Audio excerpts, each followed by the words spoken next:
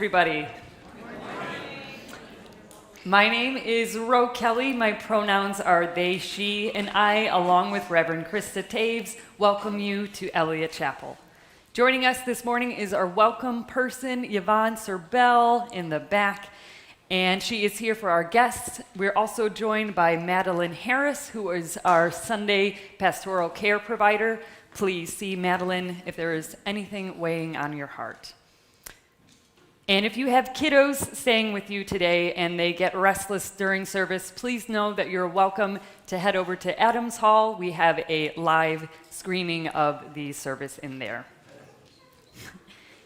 And now I invite you, as you wish, to join in our welcome today by responding with "You are welcome here" at the end of the following statements. If you are Black, brown, white, Indigenous, Asian, Pacific Islander, American, whatever your origins, you are welcome here. If you are an immigrant, a refugee, or a person without documentation, you are welcome here. If you have a disability, visible or invisible, or if you are neurodiverse, you are welcome here. No matter whom you love or what your gender identity, you are welcome here. If you believe in God all of the time, some of the time, or none of the time, you are welcome here. If you want for nothing or you struggle each day just to make it through, you are welcome here. And if you have been here 1,000 times or you just came for the very first time today, you are welcome here. For this is a community of diversity, of love, and of justice, and it is good to be together. Let us now enter into the spirit of worship.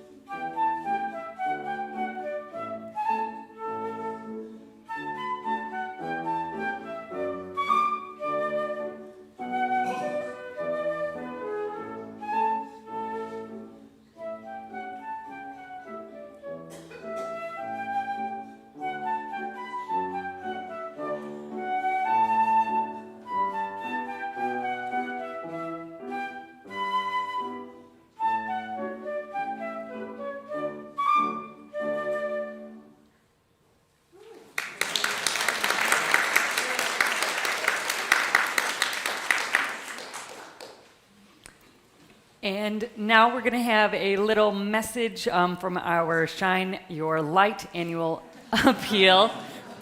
This is our candle.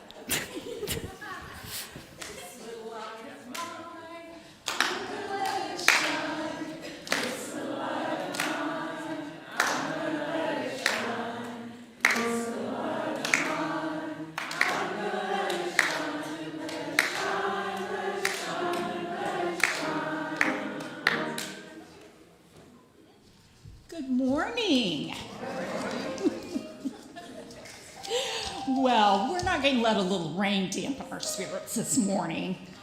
And I have some exciting news to report on our status. We've received pledges of over 530,000, which is about 70% of our goal. Woo! And this came from 171 pledging units. We have almost 300 pledging units, so we still have some people out there that haven't pledged. We also have an exciting development. We have another Cardinals gift card to give away. It is a $150 gift card to the Cardinals. Now, this is only for those who pledged after the previous drawing, so from March 17th through the 31st. Now, this is also a transferable gift, so if you can't make it to the ballpark, consider giving it to your kids, your grandkids, your friends, neighbors, even an Eliot volunteer. What a great way to thank one of our Eliot volunteers who keep this place running.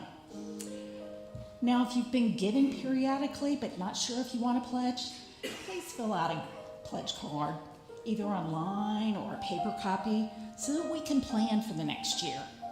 And this is for the year that starts July 1st, 2025.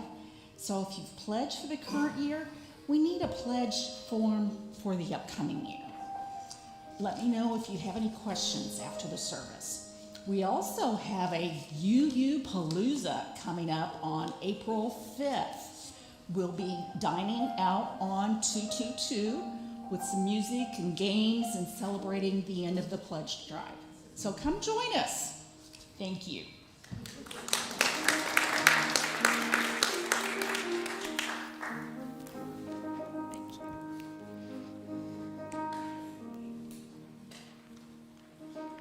The flaming chalice is the symbol of Unitarian Universalism. We light a chalice to signify that we are entering sacred, intentional space together. Our chalice lighting words come to us this morning from Reverend Scott Taylor. We gather today to hear the call of trust. Though our hearts have been bruised by broken promises and dreams deferred, may we listen again for that longing to repair and be repaired, that hunger to start anew. Like this flame, trust is something that needs rekindled again and again. May today spark the fire of a new match. Please rise in body or in spirit for opening hymn number 157, Step by Step, the Longest March, and remain standing for our congregational covenant. We'll be singing right through.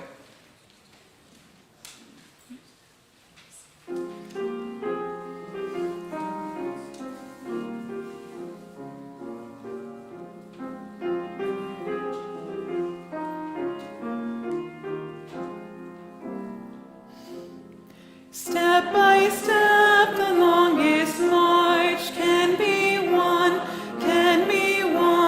Many stones can build an arch, singly none, and by union what we will can be accomplished still. Drops of water turn a mill, singly none. Step by step, the longest march can be won, Many stones can form an arch, singly none, and by union what we will can be accomplished still. Drops of water turn a mill, singly none.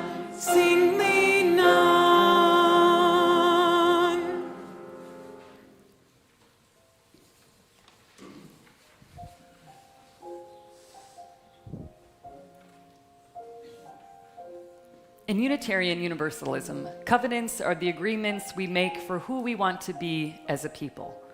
Please join me in speaking our congregational covenant.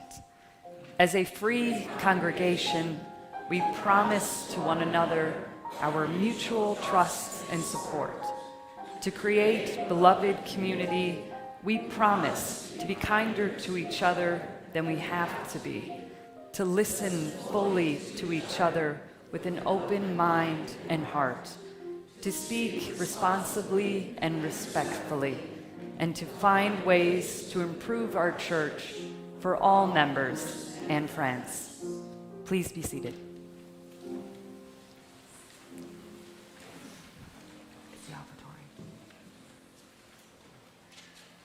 Oh, yes. So we're doing something special today. I've got my phone ready. So in a couple weeks, we're having a joint worship service with all the Unitarian Universalist congregations in the St. Louis area. Now, if you were here last year, you'll remember it was a technological train wreck. And so this year, we are pre-recording our segments, and then we're going to incorporate the recordings into our worship service. So we'll all be worshiping together, but not formally, like in real time together. So we are gonna, all the congregations this morning are recording a big hello to each other.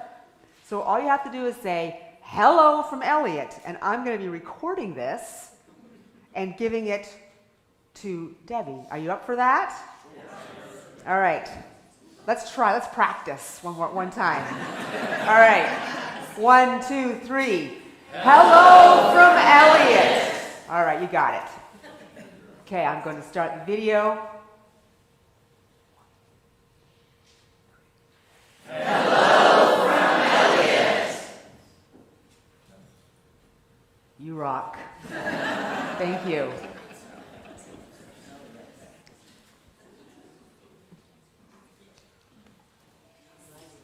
So every week, we share our offertory with a community organization that reflects our values and commitment to service. This month, we are sharing our plate with Metropolitan Congregations United.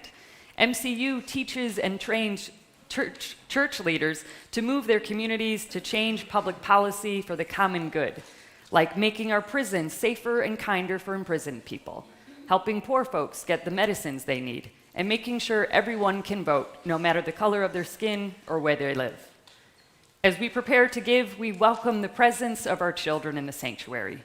Together, young and old, we practice generosity, knowing our gifts create ripples of love and care in our community. Let us give joyfully. And you are welcome to donate through the shared plate that's going to be passed around, or through the QR code on the screen or on your order of service. Let us be a generous people.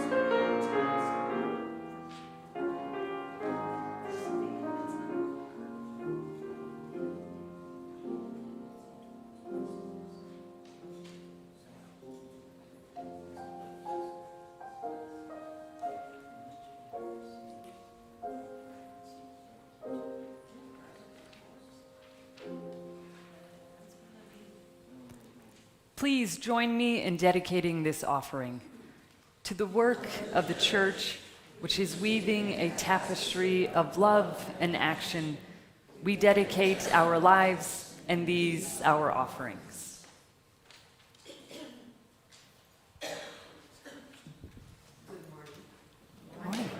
So as you know, for this pledge drive, we've had a series of videos and we're watching the last of the children's videos today. So are you ready to go, tech team? And if you're online, we're not showing the video because it's a minor, but you will be able to hear their words.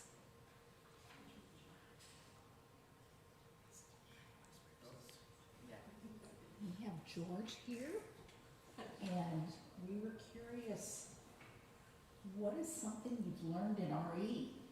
To be kind to one another and be friends and lift people up and not bring them down. If they need a friend, we can help them and bring them in. That's great. So how do you welcome some of the new kids? We normally do a sharing. We share the things about ourselves. We say our name and what school we go to and all the what age we're in so that we can see if we can make more friends. That's great. So how do you want to shine your light at Eliot in the year ahead? Be kinder to everybody and be nice. Great. And we have a special Eliot candle bringing light to the world and to this interview. Thank you, Miss Candle, and thank you, George. Yay, George.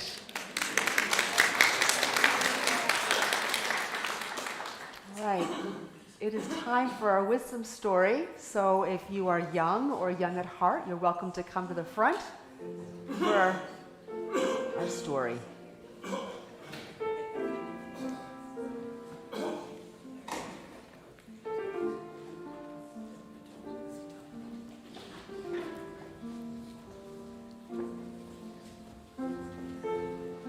Hi there.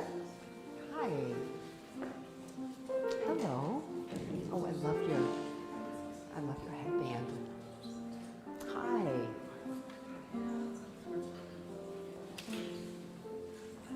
Hi, good morning. Oh, I like what you have on your t-shirt. Born to inspire. All right. Yes, I knew you were going to come and sit next to me so you could read my story. Perfect. So today we're talking about universalism. But does anyone know how we came to be called Unitarian Universalists? It's a pretty long name for a religion. Does anybody know how that happened? No. Well, the Unitarians and the Universalists merged in 1961 and we became Unitarian Universalists. And today's story is about our Universalist heritage. And we're going way back, like 300 years ago, in the 1700s. So Universalists, at the beginning, were Christians who believed that God forgave everyone. Now, most Christians believed God was a judge, and from the moment you were born, you were judged. And if you were good, you went to a happy place called heaven. And if you weren't good, you went to hell. And you would suffer forever. Doesn't that sound terrible? Suffer means to hurt. You hurt forever. It does sound terrible, doesn't it? Well, Universalists couldn't understand why God would make us and then judge us and then hurt us. Universalists believed that God was a God of love who forgave everyone when they died and took them right to heaven. So I want to tell you a story about a man named Thomas Potter, who was one of the earliest Universalists in this country. So a couple, Thomas and his wife Mary, lived in New Jersey, and they were farmers. And Thomas couldn't read or write, but when he and Mary heard a German Baptist preacher talk about the message of universalism, they knew that was the faith for them. Thomas was so excited that he invited Universalist thinkers to come and stay at his house so he could listen to them and learn more. So there were Universalists, but there wasn't a Universalist church yet. There were just people talking about the idea of universalism. And then something very unusual happened. Thomas had a dream. He called it a vision. And in that vision, he was supposed to build a small church. And if he did that, a Universalist minister of great learning and wisdom would come and preach in his small church. And we're going to see a picture of that church. Because Thomas thought about the vision, he wondered if he should trust it, and he decided that he would. So out of that place of trust, Thomas built a small church on his farm, and that's a drawing of his small church. So he did the first part of the vision. He built the church. Now it was time for a Universalist minister to show up. But nobody did. He waited and waited and waited and waited. And nobody showed up, and he began to wonder if he was out of his mind. Had he made a mistake? But then he would tell himself to just trust himself, and trust the God he believed in to just find that minister. He just had to be patient. Guess how long he waited? 10 years. It was 1770. He was 89 years old, which is really old for that long ago, and he was wondering if he would die before the minister in his vision would come. But one day, a ship arriving from England got caught in a storm and ran aground onto the sandy beach close to Thomas and Mary's house. And on that ship was John Murray, a Universalist minister from England. And Thomas Potter got so excited. Finally, the God he trusted in had sent the man he had seen in his vision 10 years before. And he told John Murray this, and he asked John Murray to preach in his little church. And John said yes. John preached his Universalist message of total forgiveness and infinite love, and many, many people came to hear him. And that was the start of the Universalist Church in the United States. So today, when we think about our Universalist heritage, we remember Thomas Potter. We remember how he trusted and never gave up hope. And since that day, trust has been a big part of what it means to be Unitarian Universalist. So let's sing you off to your class, where you'll be exploring what it means to trust. Thank you.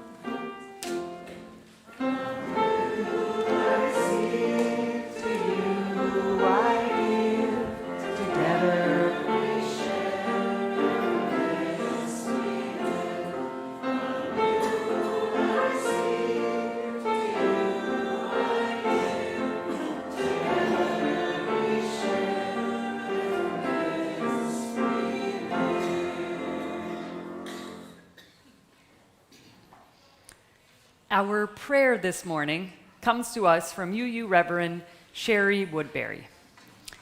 Here we are at the base of another bridge, another space spanning the shores of today and tomorrow, beckoning us to cross the chasm one day at a time. We are gathered again at the cusp of the future, at the boundary that holds community together. Here we are in a circle of love and trust, brought to this moment by a series of choices and promises, by hope and gratitude, by our own shadows, faced and befriended, with a servant's heart, with a leader's listening, with a parent's love, truer than all inner trembling. Let us model the health we seek for all and lean into community. Somewhere out there, all our dreams are possible. Somewhere in here, we are sowing the seeds. Let us enter into a time of silence for the prayers and meditations of our own hearts.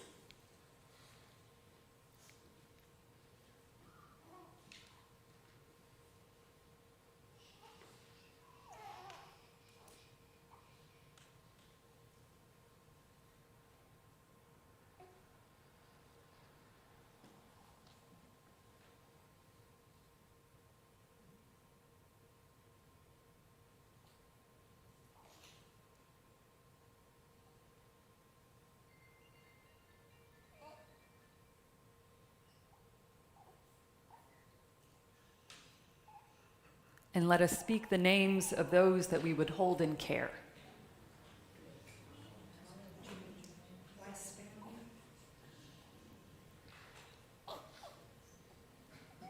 Amen, and blessed be. Please remain seated for our meditative hymn number 16, Peace Before Us. That might not be the number.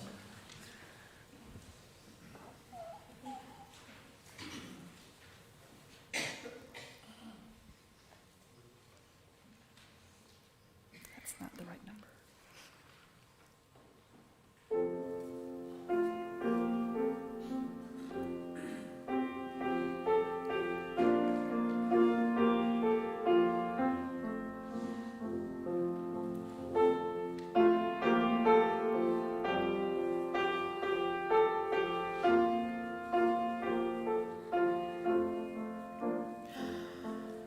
Peace before us, peace behind us, peace under our feet. Peace within us, peace over us, let all around us be peace. Love before us, love behind us, love under our feet. Love within us, love over us, let all around us be love. Light before us, light behind us, light under our feet. Light within us, light over us, let all around us be light. Trust before us, trust behind us, trust under our feet. Trust within us, trust over us, let all around us be trust.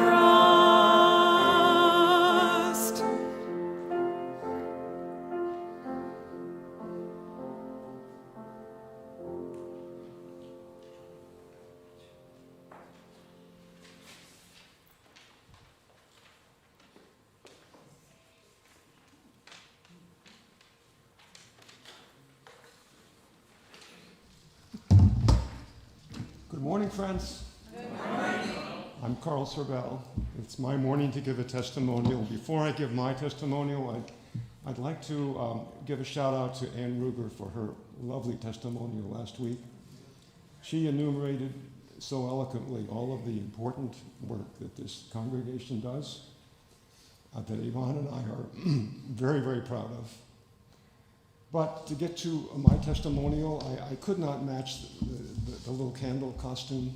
I'm going to do my best. David, if you'll give us a little music, please, for this.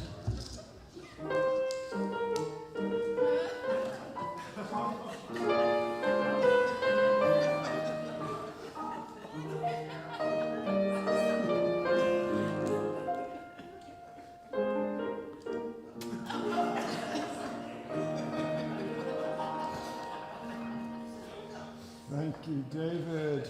For those who, I understand that some people of the younger generation may actually recognize that song. It's the Glowworm song. And it popped into my head when Sue Bell invited me to make this testimonial, and it's been an earworm ever since. It's been an earworm from my early days, and it's very appropriate because it's a love song. It's about love, and it's about the spirit of life. Yvonne and I are in love with this place. We came here in 2016, and when we did that, we left a beautiful congregation in Connecticut. We left many dear friends. We came here to be with our son and daughter-in-law, and now 2 grandchildren, and they live in the city, and we're very much at home here. Eliot Chapel is our spiritual home. and so much more.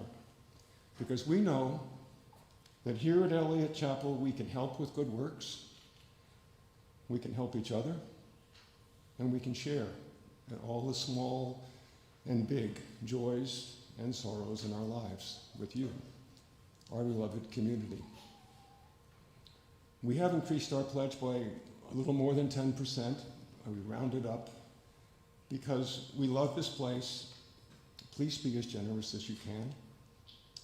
A pledge is a promise to help keep our beloved community strong. And Yvonne and I, hi Yvonne, make that promise today. Thank you.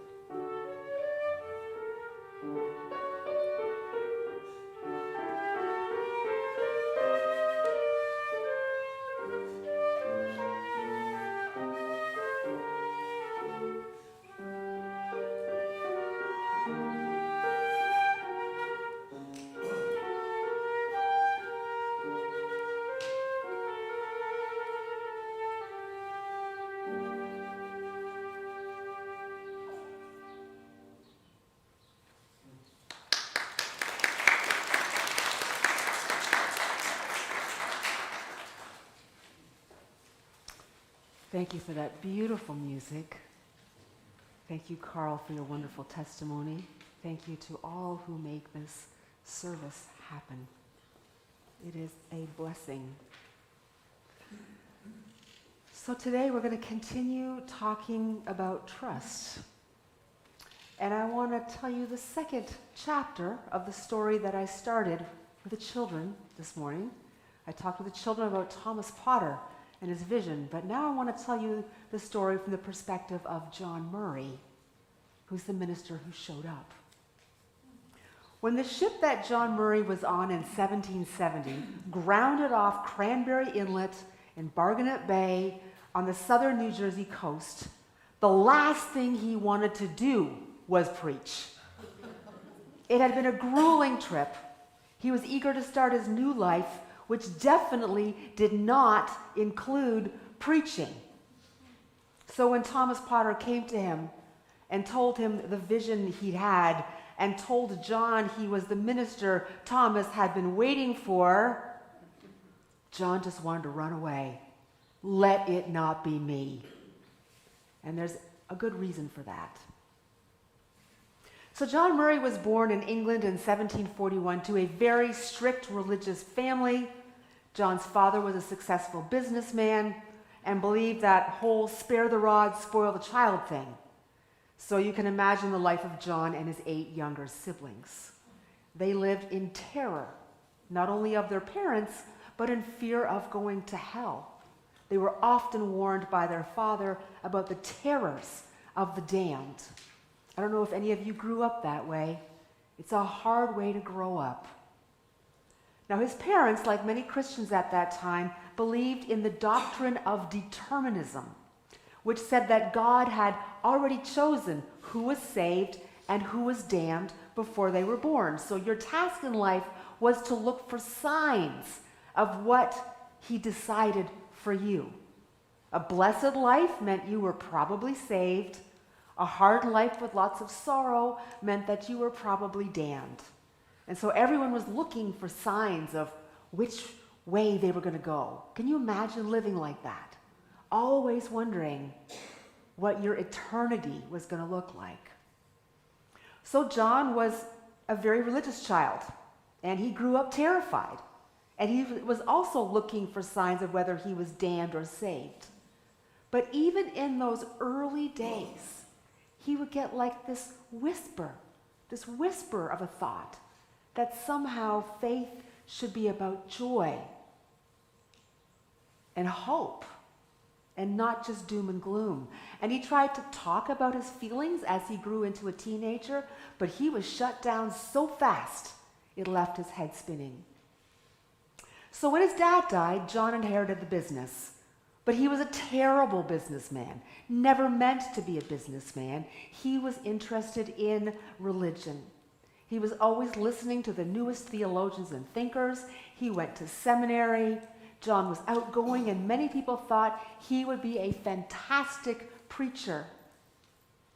By that time, he'd even grown a public persona, praying publicly at religious gatherings.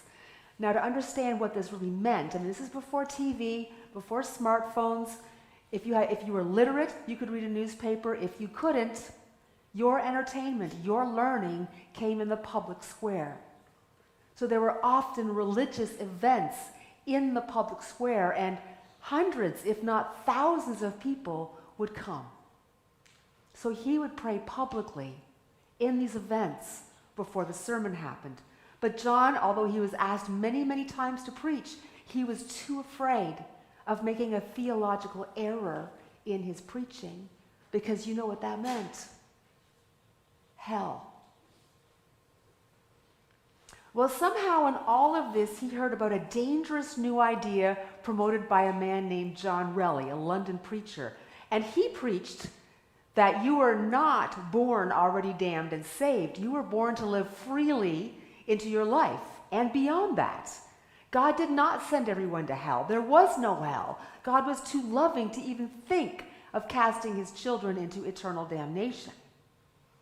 Now, John's first reaction to this was fear and resistance. It seemed so strange, so dangerous. So like many of his colleagues, he condemned Relly as a heretic and condemned his writing as heresy. But Relly's ideas just kept popping up. And John became curious, and more curious, drawn towards his teaching. He wanted to see it. So somehow he stepped across his fear and he found a copy. He got himself a copy of Relly's writings. But he had to be careful, because if anyone found out that he had it, if anyone found out that he was reading it, it could be the end for him. That's how dangerous universalism was in those days. So he and his wife secretly studied Relly. And together, they literally felt the fear of damnation lift from their shoulders. It was like one of those aha moments. And they knew that they would never be the same. But unfortunately, his church found out and they excommunicated him. He was out. His friends and colleagues turned on him as a heretic and a traitor, and this cut deep. And John felt heartbroken, betrayed, and terrified. What was he going to do now? Now, meanwhile, his business went bankrupt because he was a terrible businessman, and he was jailed several times for not paying his debts. And then his baby boy died, and his wife got sick, and she died, and one brother and 3 sisters died, and 2 brothers-in-law turned on him because of his newfound faith, and he found himself more and more isolated. Everyone had left him, except John Relly. John Relly learned about what was happening to John Murray, and he reached out and tried to reassure him and tried to say, all right, you've lost everything. What else do you have to learn? Go out and preach this message of universalism. But John was too broken, too scared. He became chronically depressed and wrote that he was, quote, sick of the world and all which it could bestow. He was done. And then he met a man from America, and he heard all about the new world, and he thought, what if I can leave all of this sorrow behind? What if I can go to the new world? And so he decided to go. He decided to leave everything behind and to live the rest of his life unheard and unseen in the wilds of America. Basically, he wanted to be invisible, to be left alone to rebuild his life. And that's where John was at when Thomas Potter told him that John was the minister he had been waiting for. So what was John going to do? This is our last Sunday focusing on trust.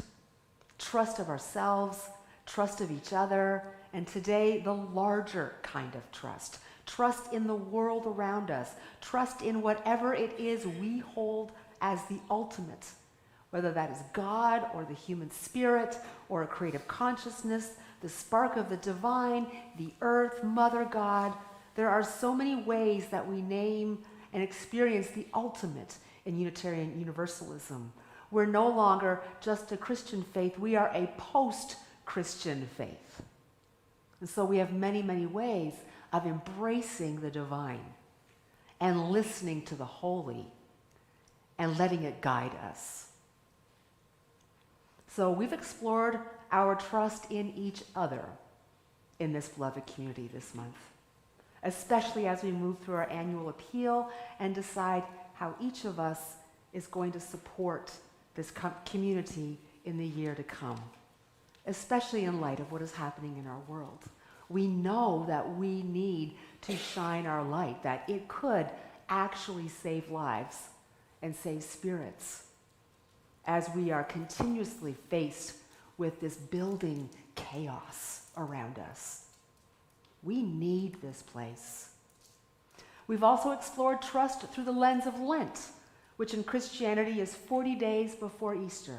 It's a time of confession and lament, and we focused on trust breaking, whether it's trust that we've broken or whether our trust has been broken by someone else. How do we move through the distrust and become whole again, back to a place where it feels safe to trust again? And today we're looking at that trust in a larger sense. Trust in what's beyond you. Trust that we'll be held. Trust that life is ultimately on our side. And trust that love wins. That love wins. Universalist thinking made waves when it emerged in the 1700s. To challenge the idea of God wasn't just a theological question, it was a political question, social, economic, and cultural question, because every facet of society was shaped by the belief that judgment and punishment and the resulting fear were the ways of the divine. So our society was built on this. Our governance structures were built on this fundamental question, this hierarchical understanding of God and how you lived beneath him. That's how monarchy works, right? That there's a hierarchy, God, king, people, right? And our governance structures were shaped like that. On the other side of this, universalism was based on trust. Trust that God could be trusted, that God was on our side, that God protected us, saved us, loved us, trusted us. We didn't need fear to be moral, ethical, kind people. We needed love. Universalists said that we needed to model the love that God so generously gave us by ourselves being generous, by ourselves protecting each other, loving each other, trusting each other. The Universalists reshaped their lives trying to do that. What basis was there for strict, harsh parenting when God was love? So they changed what parenting looked like. A good leader didn't build their authority on fear, but on trust. A good leader proved themselves trustworthy, just as God was trustworthy. And a good leader also trusted the people they were called to lead. See how it has these political implications for how society itself should be built. So it was really a threat to those who had power in the old way. Those in power knew what the stakes were. It was the legitimacy of their power. That's how countercultural universalism was. So can you imagine what John Murray might have felt when Thomas came to him with this vision? Maybe he had some choice four-letter words. He'd wanted to disappear, to live a private life. But what if this was a sign? What if there were greater things for him? What if he could lift himself out of that depression and see the light again? And maybe even be the light again? Thomas was a sincere, gentle, and generous man. And as they spoke, John was moved by Thomas's trust in the vision he had received. And he came to trust it as well. Imagine. He thought about Thomas waiting 10 years for the minister of the church he had so lovingly built. And he came to believe that he might actually be that minister, and that maybe he was going to find his life in a new way, not being quiet and hiding in the wilderness, but instead preaching the gospel that he had learned, and that in England destroyed his life, but here it could live. And he was afraid. He was very afraid. What if he preached and people rejected him? What if the religious authorities came after him? Right? There was still all that triggering. Even though we have freedom of religion as a basis of this country, it's constitutionally held up in this country, it was still hard for him to remember and to realize that he actually had the freedom here. So, what could one sermon really do to him anyways? Maybe he would preach for free, and then he would go off and live his new private life. Maybe he could do that. But that is not what happened. Thomas Potter spread the word, and the word traveled fast, and a huge crowd gathered to hear him. And his message of unconditional love and forgiveness was captivating, and it was welcoming, so John kept preaching. People came long distances to hear him. Thousands of people passed through Thomas's little wooden church to hear his message. And then he went to Philadelphia and New York, where they filled massive sanctuaries, and his universalist message spread like wildfire. Because many other ministers were so inspired by him, they themselves became universalist ministers, and they went on the road. We mastered revivals, actually. Universalists mastered them. just travel with a tent. Church is there. And all these ministers, these itinerant ministers, were traveling throughout the countryside. And more and more and more people became Universalists. And it also changed what people felt was possible politically. There is always a connection.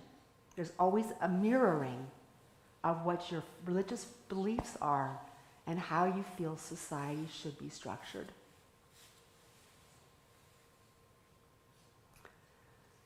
So what religious belief are we seeing enshrined in our national capital now?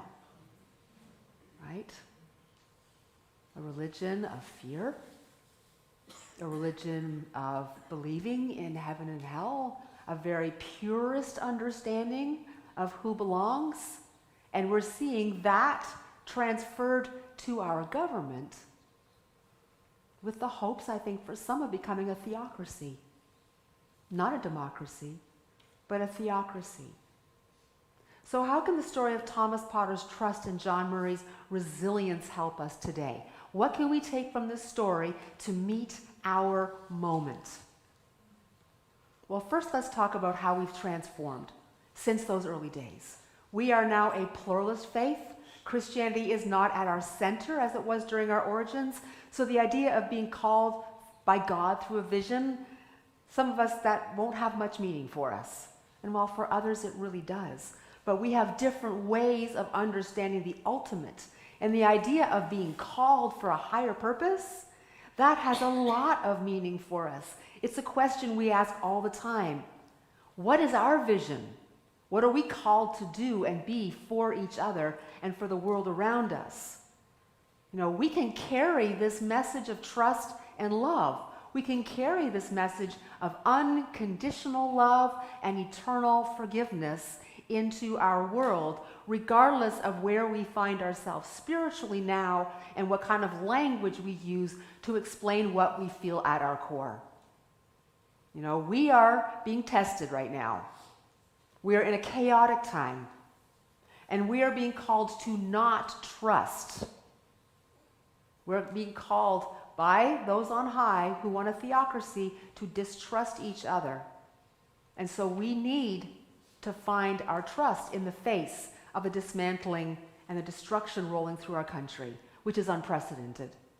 It's a huge calling for us to anchor in that trust, that deep trust that we are held, that we are valued, that we are loved, and we can do good, even in the most challenging circumstances. We can, like John Relly, lift up from the chaos, claim the light, and do good in this world. That's what we're called to do. Because right now we are repeating a centuries-old struggle about the nature of the divine, the nature of humanity, and how we are to be in relationship with each other. You know, we are being faced with a system that believes humans are inherently sinful, and that the leader has the right to be judge and ruler, that the leader is meant to inspire fear. That's the cornerstone of authoritarian rule. But God is mercy and love, where all are worthy of forgiveness, where all are worthy as human beings lends itself to protecting democracy itself.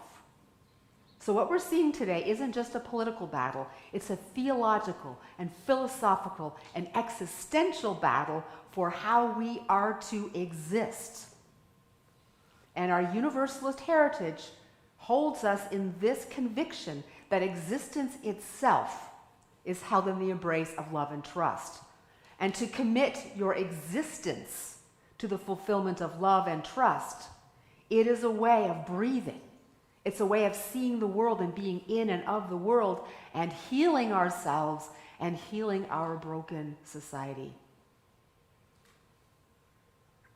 So we're not unlike John Murray, experiencing tremendous losses.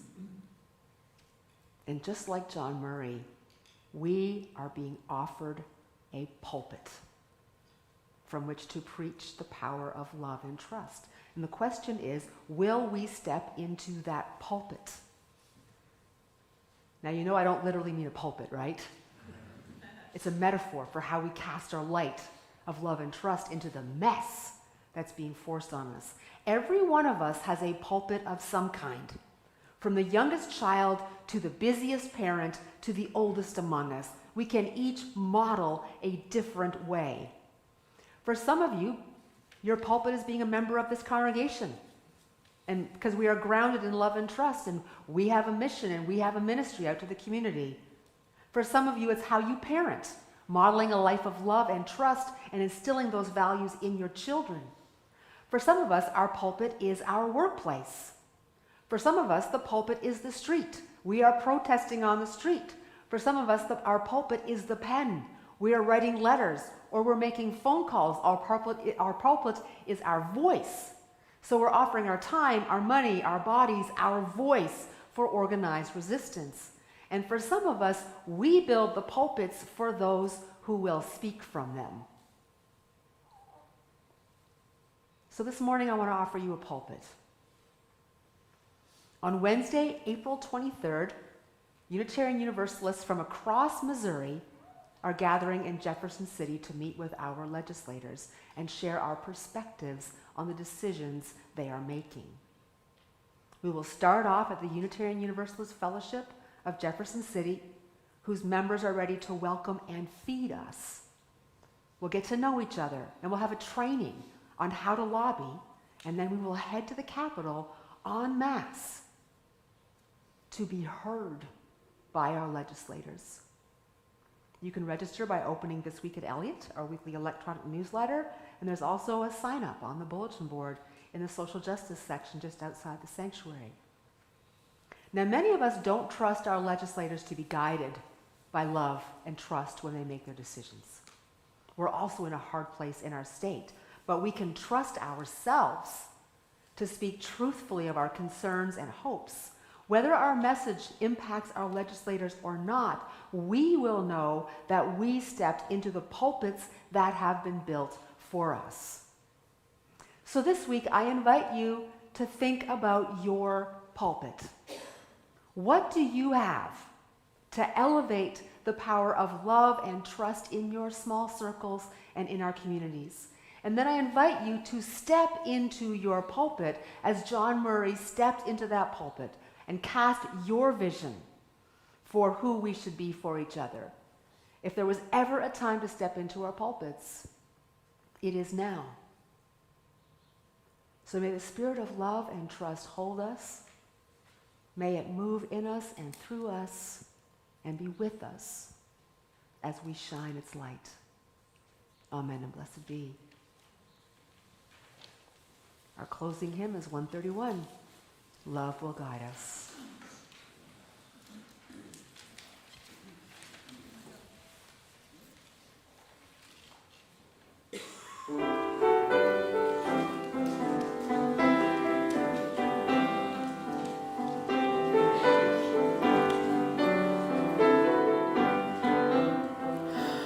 Love will guide us, peace has tried us, hope inside us.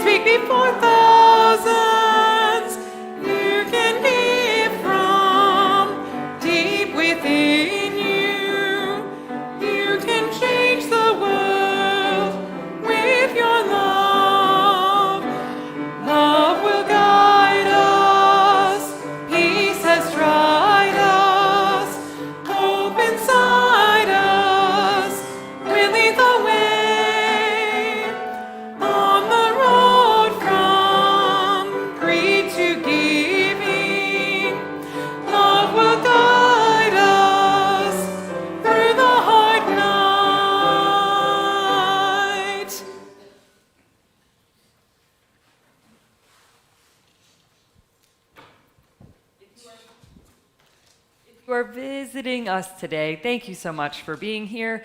Please join us for coffee hour and take a blue cup when you get in there so that we know that you are new and we will be sure to welcome you. And if you are a member or a friend, please look for those blue cups and be sure to welcome our guests. There are guest forms on your way out, and there's also a QR code on the screen and on your order of service. Please fill those out so we can stay in touch. We also have an online coffee hour that starts at 1:30. Let us now extinguish our chalice and share our benediction.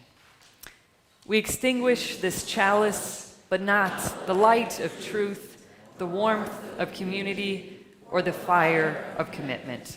These we carry in our hearts until we are together again.